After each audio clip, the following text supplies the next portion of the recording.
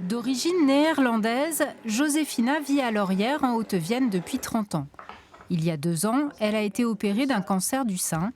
Après 20 séances de radiothérapie, elle a débuté l'hormonothérapie qui vise à éviter une rechute mais lui provoque d'importants effets secondaires.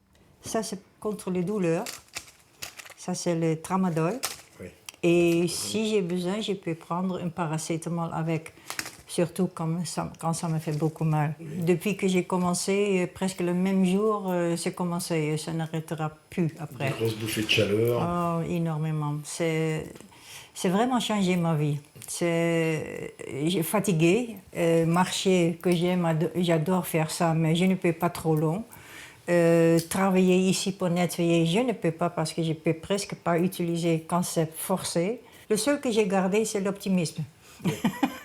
Pour faire travailler ses articulations, Josefina s'adonne aux arts créatifs, sa passion, mais elle compte les mois avant la fin de l'hormonothérapie. Faisant partie de l'étude lancée par le CHU de Limoges, elle va suivre le traitement pendant 2 ans au lieu de 5 habituellement. Je suis contente que je peux arrêter en juin prochaine année. Et j'espère que tout va bien. J'espère. Et j'espère que la vie normale, ça revient.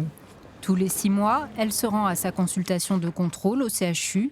Pour l'instant, l'établissement a inclus 28 patientes dans l'étude, des patientes qui doivent avoir un profil précis.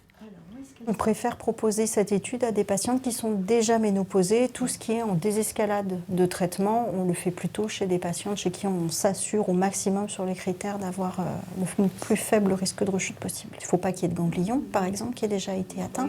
Il ne faut pas de tumeurs trop grosses non plus. Et il ne faut pas que les tumeurs aient un grade très avancé qui nous prêterait à croire qu'on pourrait avoir des risques de rechute plus importants. Le professeur Élise Deluche est la coordinatrice nationale de l'étude LESS, pour moins en anglais. Elle est convaincue qu'en réduisant la durée du traitement, la balance bénéfice-risque peut être positive. On a vu plusieurs études qui ont montré que les patientes ne prenaient quasiment pas tout le temps les 50 temps plein, qu'il pouvait y avoir des pauses, des reprises du médicament. Et donc c'est ce qu'on appelle l'observance, en fait, pouvait favoriser le risque que la maladie revienne.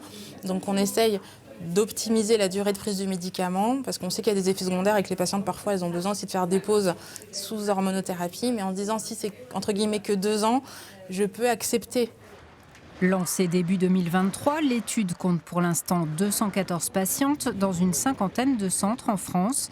L'objectif est d'en inclure 600 pour que les résultats connus dans quelques années soient suffisamment fiables.